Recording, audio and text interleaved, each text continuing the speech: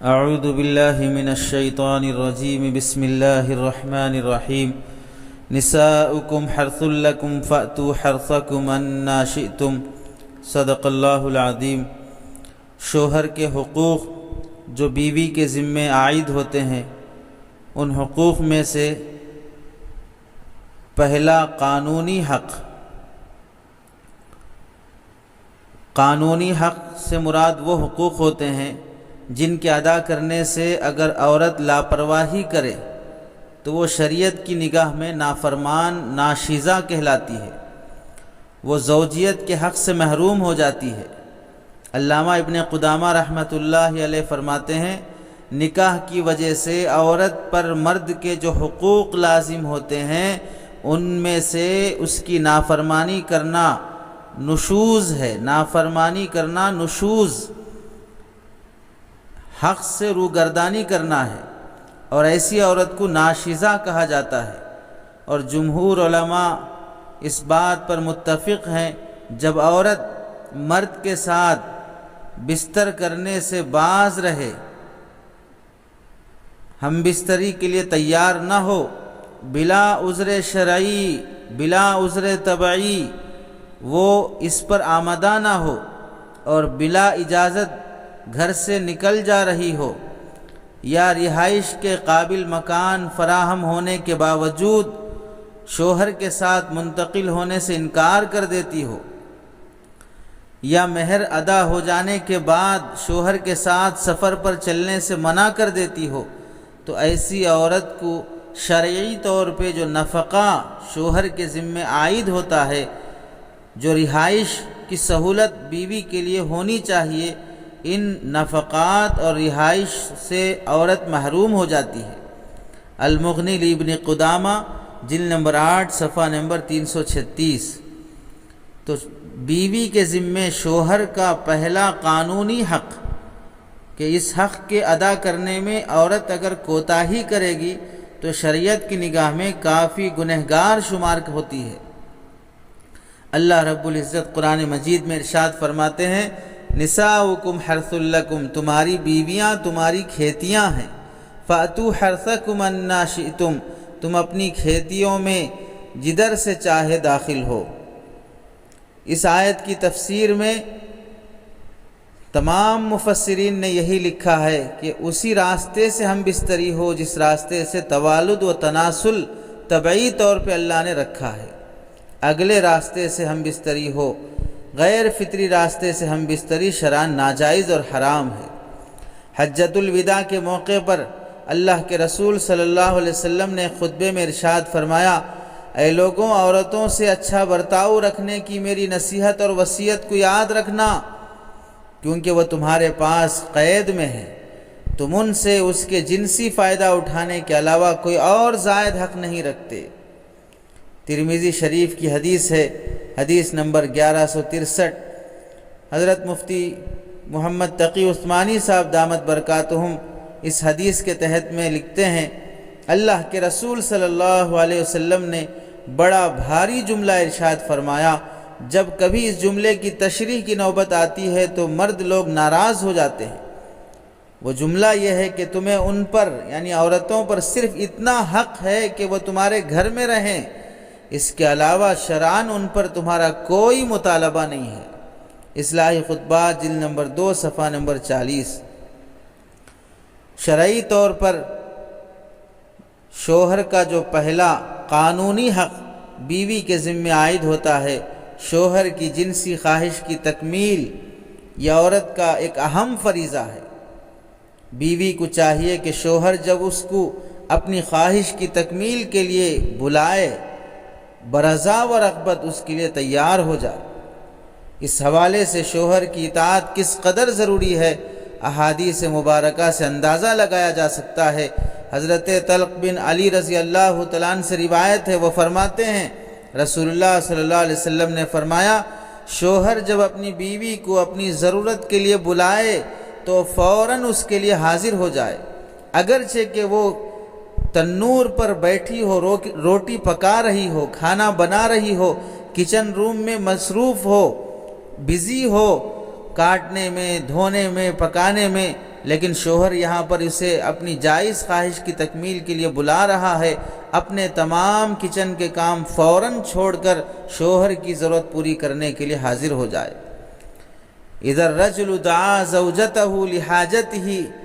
خلت له وان كانت على التنور، ترمذی شریف کی حدیث ہے، حدیث نمبر 1160۔ بعض روایتوں میں یوں فرمایا گیا اگر اس کے حکم کو بجا نہ لائے تو یہ عورت گنہگار ہوگی۔ ایک حدیث میں یوں فرمایا گیا شوہر جب اپنی بیوی کو اپنے بستر پر بلائے اور وہ آنے سے انکار کر دیتی ہو تو فرشتے اس عورت پر صبح تک لعنت کرتے رہتے ہیں۔ اذا دعا الرجل امرأته الى فراشه فابت ان تجيء لعنها الله الملائکۃ حتى تصبح، بخاری شریف کی حدیث ہے، حدیث نمبر 8497۔ ایک اور روایت میں یوں کہا گیا عورت اللہ عز و جل کا حق اس وقت تک ادا نہیں کر سکتی جب تک کہ وہ اپنے شوہر کا حق ادا نہ کرے، اور اگر وہ اس وقت اونٹ کے پالان پر ہو اور اس سے اس کے نفس کا سوال کرے،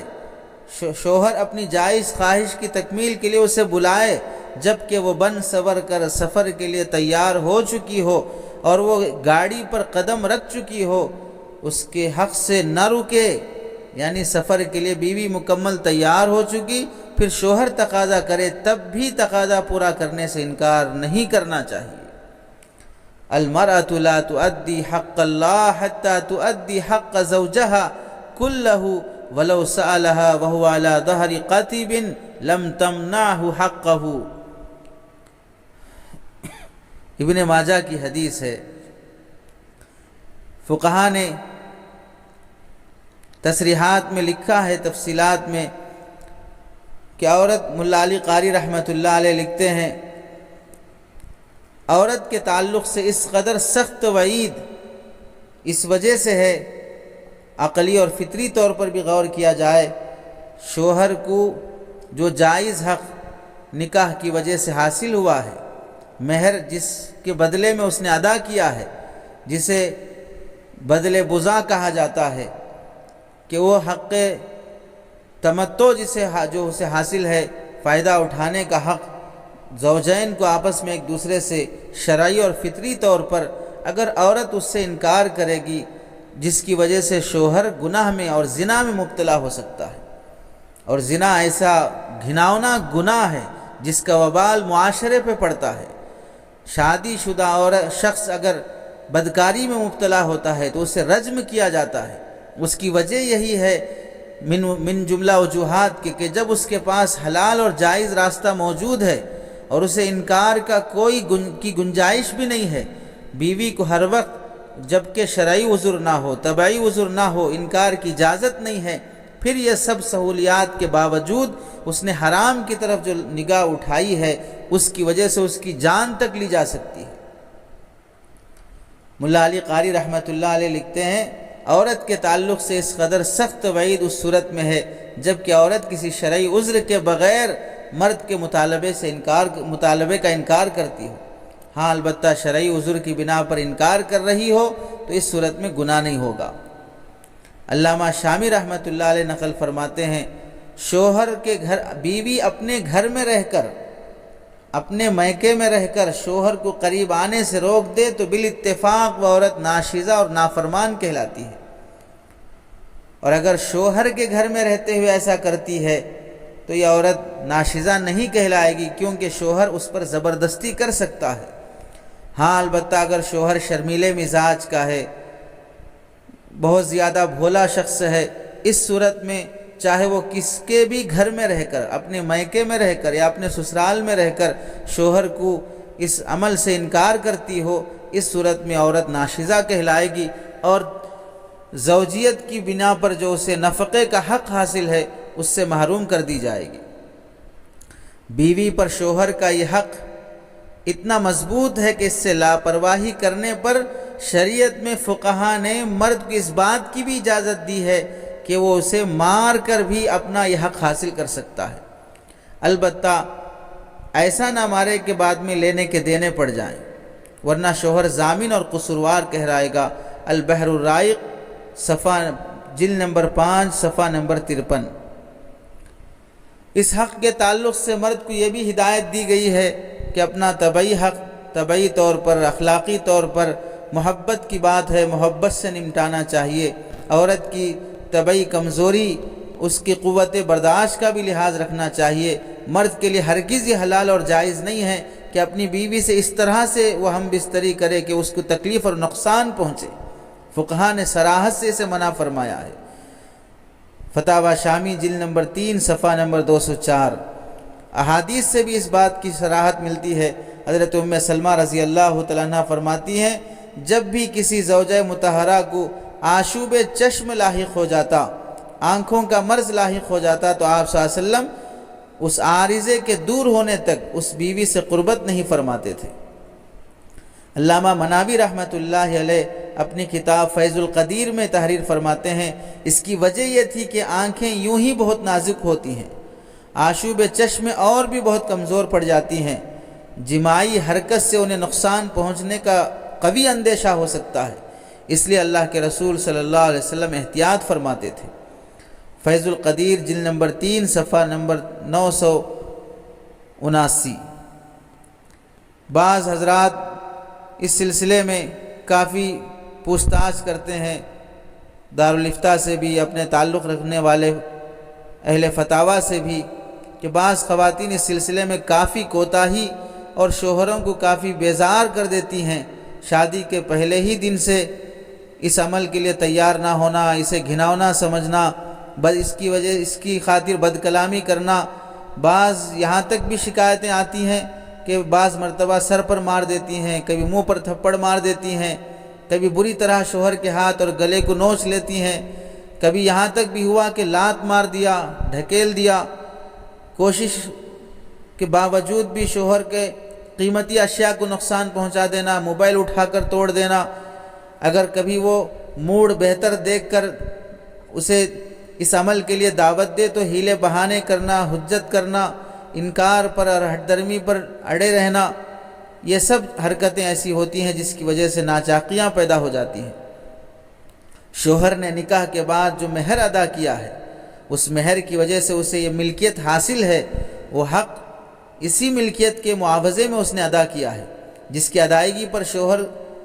ادائیگی شوہر پر شرعی طور پر لازم کی گئی ہے۔ مہر کہتے ہی کسے ہیں؟ اسم للمال الذي يجب في النکاح على الزوج في مقابلة البضع۔ فتاوی شامی جلد نمبر 4 صفحہ نمبر 220۔ مہر کی ادائیگی شریعت کا حکم ہے۔ نکاح کی وجہ سے شوہر کو بیوی پر ایک طرح کی ملکیت حاصل ہوتی ہے، لہٰذا بیوی کو اس ملکیت کے بدلے میں شوہر کو بھی حکم ہے کہ وہ اس کا مال اسے لوٹا دے۔ عورت محترم ہے، بغیر معاوضے کے اس پر کوئی حق ثابت کرنے میں اس کی اہانت اور توہین ہوتی ہے، اس لیے مہر پہلے ادا کرنے کا حکم دیا جاتا ہے۔ مہر ادا کر دینے کے بعد بیوی کوئی حق حاصل نہیں ہوتا کہ وہ شوہر کو کسی بھی طرح سے روکے اور منع کرے۔ البتہ بعض احوال ایسے ہیں جس میں عورت کو منع کرنے کا شرعی طور پہ حق حاصل ہے، روزے کی حالت میں، احرام کی حالت میں، حیض و نفاس کی حالت میں۔ ان حالات میں اگر شوہر اسے زبردستی کر رہا ہو تو بھی اسے قابو نہ دیا جائے، چونکہ یہ حرام عمل کی طرف دعوت دینا ہے۔ اسی طرح اگر شوہر ایسی جگہ پر ہم بستری کی دعوت دے جہاں پر کوئی تیسرا شخص موجود ہو، اس صورت میں شریعت اسے ہم بستری اور جائز حق نہیں بلکہ جنسی زیادتی اور ظلم شمار کرتی ہے۔ بعض احوال میں بیوی اگر کمزور ہے،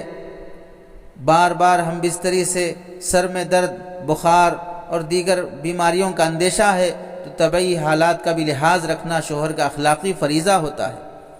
بعض حالات میں یہ عمل فقہا نے مکروہ لکھا ہے، چاند گرہن، سورج گرہن، ایسے ہی نماز کا وقت جب قریب ہو، زلزلے کے وقت، تیز آندھی کے وقت، بالکل برہنہ ہو کر مکان کی چھت پر کڑی دھوپ میں ایک